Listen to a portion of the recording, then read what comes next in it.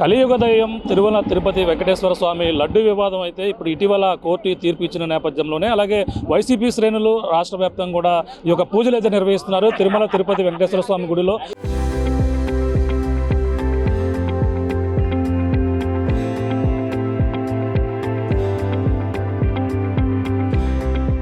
అలాగే పిఠాపురంలో కూడా పిఠాపురం మాజీ ఎమ్మెల్యే అలాగే మాజీ ఎంపీ వైసీపీ ఇన్ఛార్జ్ వంగ గీత ఆధ్వర్యంలో ఇప్పుడైతే పూజలు అయితే నిర్వహిస్తున్నారు. మాట్లాడే ప్రయత్నం చేద్దాం. మేడం చెప్పండి, ఈ యొక్క లడ్డు వివాదం కోర్టు ఇచ్చిన తీర్పు మరి ఏ విధంగా మీరు వైసీపీ శ్రేణులు తిప్పికొట్టడానికి అనేది స్పష్టంగా సిబిఐ ఇచ్చింది.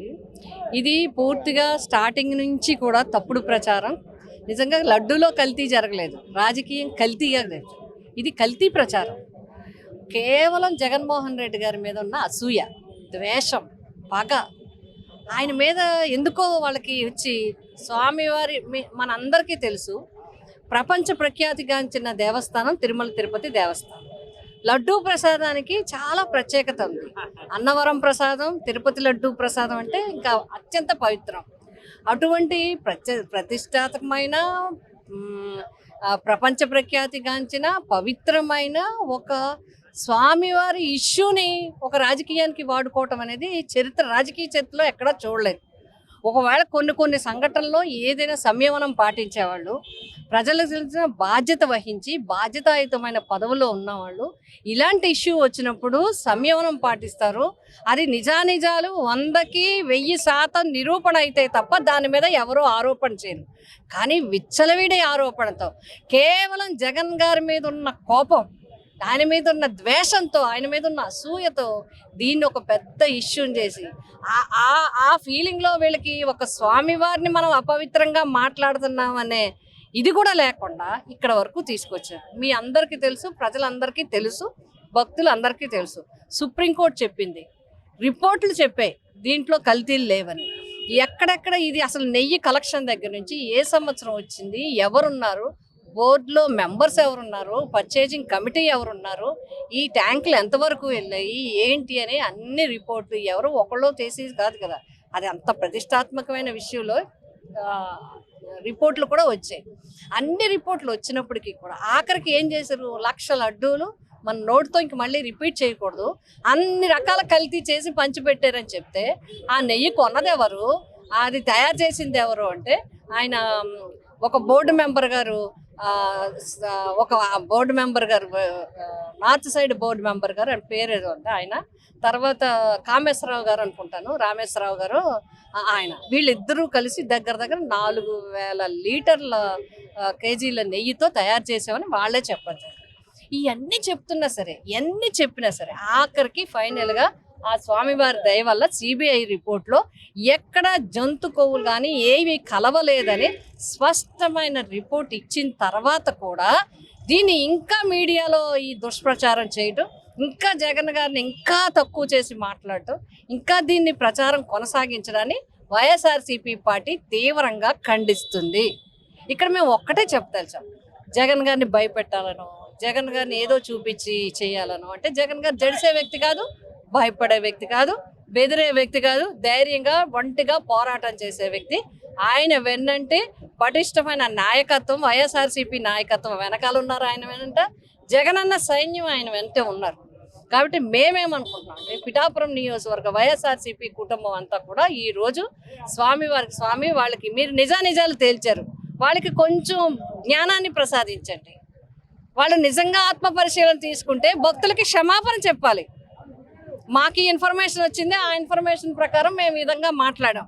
అది సిబిఐ రిపోర్ట్లో ఏమీ లేదని తేలింది. కాబట్టి లడ్డు చాలా పవిత్రమైంది, భక్తులు ఎవరు మనోభావాలు హెచ్చుకోవచ్చు, ఈ ఇష్యూ ఇంతటితో ఆపుతున్నామని ప్రజాస్వామ్యం పట్ల గౌరవం ఉన్న, భక్తుల పట్ల గౌరవం ఉన్న కూటమి ప్రభుత్వం క్షమాపణ కూడా చెప్పాలి. పోనీ అలా కాదంటే ఇంక ప్రచారాన్ని అనేది దీంట్లో ఇక్కడతో ఆపాలి. లేనట్లయితే ఈ సిబిఐ నిజానిజాలని గ్రామానికి కూడా కార్యక్రమం తీసుకుని చెప్పాల్సిన పరిస్థితి వైఎస్ఆర్సీపీ చేస్తుంది కూడా. ఎందుకంటే భక్తులు వెన్నంటూ ఉండాలి, భక్తుల మనోభావాలు దెబ్బతినడానికి వీళ్ళని ఇంకా తప్పుడు ప్రచారం ఎన్నాళ్ళు కొనసాగిస్తారు. మా జగన్మోహన్ రెడ్డి గారు డైరెక్షన్ ఇస్తే గ్రామాన కూడా ప్రచారం చేయడానికి సిద్ధంగా.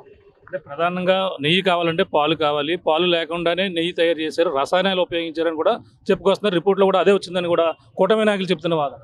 ఇప్పుడు అలా పాలు కావాలంటే నెయ్యి కావాలి, అలా మామూలుగా మనం సబ్జెక్ట్ డైవర్షన్ కాకుండా ఉంటే దేశంలో ఎన్ని కోట్ల మంది పాలు వాడుతున్నారు, ఎన్ని పశు సంపద ఉంది, ఇవన్నీ చేస్తే అన్ని రకరకాల ఇష్యూలు మీరేంటి ఒకటి మీరు చెప్పింది ఏంటి? నేను ఒక్కటే సూటి ప్రశ్న వేస్తాను. మీరు ఏం కల్తీ జరిగిందని ముఖ్యమంత్రి గారు, ఉప ముఖ్యమంత్రి గారు ఏ విధమైన కల్తీ జరిగిందని బాధ్యతాయుతమైన పదవుల్లో ఉండి ఏ విధమైన కల్తీ జరిగిందని మీరు ప్రచారం చేశారు, ప్రెస్లో చెప్పారు, గట్టిగా బల్లగుద్ది చెప్పారు. అది ఉందా లేదా? లేదు లేదు లేదు, అలాంటిది ఏం జరగలేదని చెప్పిన తర్వాత మళ్ళీ దీనికి అసలు మీరు ప్రసాదాన్ని ఎందుకంత కాంట్రవర్సీ చేస్తున్నారు? మీరు ప్రసాదాన్ని పవిత్రతను ఎందుకు తీస్తున్నారు? దేవుడు అంటే భయం, భక్తి. నీకు జగన్ గారు అంటే కోపం ఉంది, అసూయ ఉంది, దేశం ఉంది, ఓకే చేయొచ్చు పోనీ. మీరు ల్యాండ్ యాక్ట్ అలాగే చెప్పారు, పడవలతో గుద్దిచ్చేసామన్నారు, ఇంకోటి ఏదో చెప్పారు. ఇవన్నీ అబద్ధాలు, పర్వాలేదు. దేవుడు వెంకటేశ్వర స్వామితో తీర్థప్రసాదాలతో మీరు ఎలా పెట్టుకుంటారు? మీరు ఎవరైనా కామన్ మ్యాన్ చెప్పండి, అలాంటి ఇష్యూ వచ్చినప్పుడు మౌనం వహిస్తారు. ఒకవేళ నిజంగా జరిగినా కూడా దోషులు ఎవరు మళ్ళీ జరగకుండా ఆ పవిత్రత కాపాడడానికి చూస్తారు. ఇక్కడ ఏమీ లేని దానికి ఈ రకంగా చేయటం అనేది నిజంగా చాలా చాలా చాలా దురదృష్టకరం. ఈ విధంగా ఎప్పుడు రాజకీయాల్లో ఇలా వాడుకున్నది ఎప్పుడు చూడలేదు. దీన్ని ఇంకా డైవర్ట్ చేసి ఇంకా ఏదో లాగి ఇంకా చేయాలనుకుంటే ఇంకేం చెప్తాం? చైర్మన్ గారు చెప్తున్నారు ఈ సిబిఐ రిపోర్ట్ కూడా కరెక్టో కాదో మళ్ళీ ఇంకేం చేస్తారు? మీరు కేంద్రంలో ఉన్నారా, రాష్ట్రంలో ఉన్నారా? రాష్ట్రంలో పదవులన్నీ మీరు అధికారంలో ఉన్నారా? కేంద్ర ప్రభుత్వంలో కూడా మీరు మంత్రులుగా ఉన్నారు, కేంద్ర ప్రభుత్వానికి మీరు సపోర్ట్ చేశారు. మరి సిబిఐ ఎవరేశారు? సుప్రీంకోర్టు చెప్పింది ఈ విషయం మాట్లాడొద్దని. మరి వైలేషన్ కదా? సామాన్యుడిని ఎవరినైతే ఈ పాటికి పోలీస్ స్టేషన్లో తీసుకెళ్లి జైల్లో పెడేస్తారు, వైలేషన్ ఆఫ్ ది తీర్పు అని చెప్పి జడ్జిమెంట్కి వైలేషన్గా మాట్లాడుతున్నాను. మరి వీళ్ళకి వర్తించదా? సుప్రీంకోర్టు మాటలను మీరు వైలేట్ చేయలేదా? సిబిఐ రిపోర్ట్ని తప్పు పట్టట్లేదా? అందుకే స్వామివారి దగ్గరికి వచ్చాం, మీరే జ్ఞానాన్ని కలిగించండి అని. అంటే ఈ ప్రాయశ్చిత్త పూజలు చేస్తున్నారు వైసీపీ అని చెప్పేసి కూటమి నాయకులు చెప్తున్నారు కూడా, దీన్ని ఎలా? ఇంకేం చెప్పుకుంటారు వాళ్ళు? ఇంక అంతకన్నా చెప్పుకోవడానికి ఏం లేదు. ప్రాయచిత్తు అంతకన్నా చెప్పుకోవడానికి ఏం లేదు. అందుకే మన హిందూ ధర్మం కూడా చెప్తుంది, పురాణాలు, కథలు, మహాభారతం, రామాయణం ఇవన్నీ ఏం చెప్తున్నాయి? తప్పదు, మంచి వాళ్ళకే కష్టాలు ఎక్కువ ఉంటాయి, మంచి వాళ్ళే నిందలు ఎక్కువ పడతారు. ఏదైనా ఎవరైనా తప్పు చేసేవాళ్ళు ఉంటే ఆ తప్పు నిండాలంటారు, ఈ పడేవాడు ఓపిక ఉండాలంటారు. మీరు చూడండి, ఎక్కడైనా సరే ఏ కథ అయినా చూడండి, పురాణంలో ఏ స్టోరీ అయినా చూసుకోండి, ఎవరైతే దౌర్జన్యం చేస్తున్నారో వాళ్ళకి ఎక్కువ టైం ఇస్తాడు దేవుడు. ఎవడైతే పడుతూ ఉంటాడో ఆడు పడుతూనే ఉంటాడు ఆఖరికి. అంటే ఇతను పుణ్యం నిండాలి, అతను పాపం నిండాలి.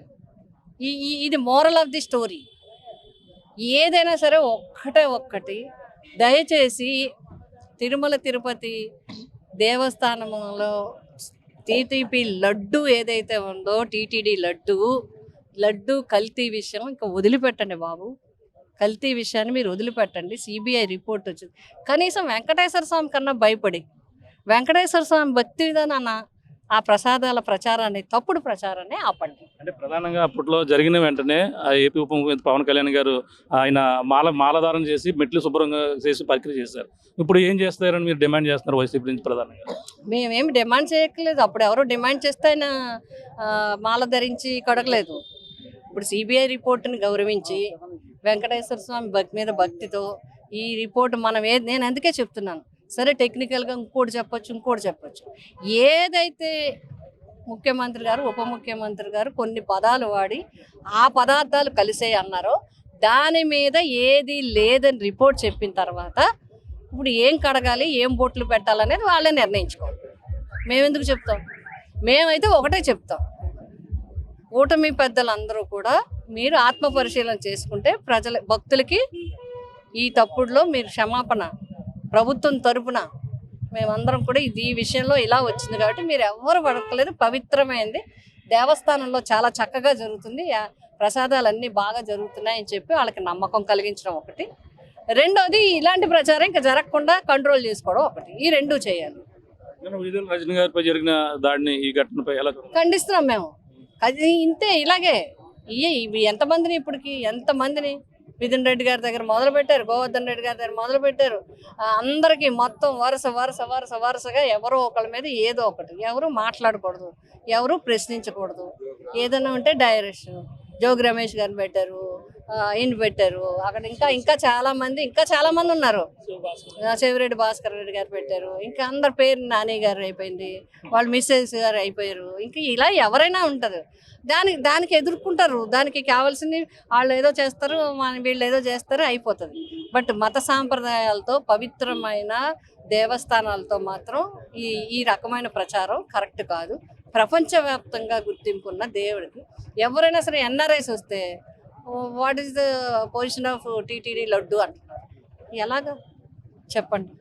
వాళ్ళకి నిజాలు వాళ్ళకేం తెలియదు.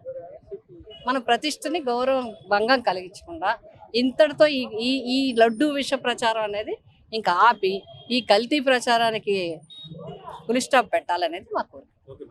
ఇది పరిస్థితి. ప్రస్తుతం అయితే ఈ జరిగిన ఘటనపై వైసీపీ నాయకులు మొత్తం అంతా కూడా వైసీపీ పూజలు నిర్వహిస్తున్నారు. అలాగే వచ్చినటువంటి ఆరోపణలన్నీ కూడా వాస్తవం కాదని కోర్టే సిట్టే తేల్చిన నేపథ్యంలోనే ఇప్పుడు మొత్తం అంతా కూడా ఇప్పుడు ఏదైతే కూటమి నాయకులు చేసినటువంటి ఆరోపణలన్నీ కూడా ప్రధానంగా చూసుకుంటే ఇవి వాళ్ళు ఇటువంటి తప్పుడు ప్రచారాలు ఆపాలని కూడా వాళ్ళంతా కూడా కోరుతున్నారు. అలాగే జగన్మోహన్ రెడ్డిపై ఉన్నటువంటి కేవలం కక్షతోనే ఇటువంటి తప్పుడు ఆరోపణలు చేసే పనిలో ఉన్నారు. అలాగే ఎంతో పవిత్రమైనటువంటి అలాగే ఎంతో ఈ యొక్క కలియుగ దైవమైనటువంటి తిరుమల తిరుపతి లడ్డు వివాదాన్ని ఈ విధంగా తప్పుడు ప్రచారం చేసే పనిలో అయితే ఉన్నారని కూడా చెప్పుకొస్తున్నారు. ఏదేమైనా దీనిపై ఇటువంటి ప్రచారాలు తప్పుడు ప్రచారాలు కూడా ఆపాలని జగన్మోహన్ రెడ్డి గారిని ఏమీ చేయలేక ఇటువంటి తప్పుడు ఆరోపణలు అయితే చేస్తున్న నేపథ్యంలోనే మొదటగా ఏదైతే ఆ యొక్క పశువులకు సంబంధించిన కొవ్వు కలిసిందని కూడా తప్పుడు ప్రచారం చేశారు. అటువంటి ఏవి కూడా లేవని కూడా కోర్టు తీర్పు ఇచ్చిన తర్వాత కూడా ఇటువంటి ఇంకా తప్పుడు ప్రచారాలు చేస్తూ ప్రజలను మభ్యపెట్టే పనిలో ఉన్నారు. కానీ ఇప్పుడు రాష్ట్ర వ్యాప్తంగా ఇటువంటి కార్యాచరణ చేపట్టాము. అలాగే గుడిలో పూజలు కార్యక్రమాలు కూడా చేస్తున్నాం. వెంకటేశ్వర స్వామి గుడికి మొక్కుకుంటూ వాళ్ళకి ఇటువంటి ప్రచారాలు ఆపాలని కూడా మేమంతా కూడా కోరుతున్నటువంటి పరిస్థితులు ఉన్నారు. కానీ ఈ విధంగా చేస్తే మాత్రం గ్రామాన వెళ్ళి భక్తుల మనోభావాలు దెబ్బతింటున్న నేపథ్యంలోనే గ్రామాన ఈ జరిగినటువంటి కోర్టు ఇచ్చినటువంటి తీర్పుని ప్రజల ముందుకు తీసుకెళ్లే విధంగా కూడా వైసీపీ త్వరలో కార్యాచరణ చేస్తామని కూడా అలాగే మాజీ ఎంపీ వైసీపీ పిఠాపురం ఇన్ఛార్జి వంగా గీతా విశ్వనాథ్ గారు కూడా కోరుతున్నటువంటి పరిస్థితి. వాళ్ళు దీనిపై ఏదైతే చేస్తారనుకున్నారో అలాగే గతంలో చేసినటువంటి ప్రాయశ్చిత్తం సంబంధించిన దీక్షలు అవన్నీ కూడా వాళ్ళు ఏం చేయాలో వాళ్ళకి నిర్ణయానికి వదిలేసామంటూ కూడా వంగా గీతా విశ్వనాథ్ గారు చెప్తున్నటువంటి పరిస్థితి ప్రధానంగా ఉందని చెప్పాలి. దిగున్న తాజా పరిస్థితి నలితో ప్రకాష్ RTV పిఠాపురం నుంచి.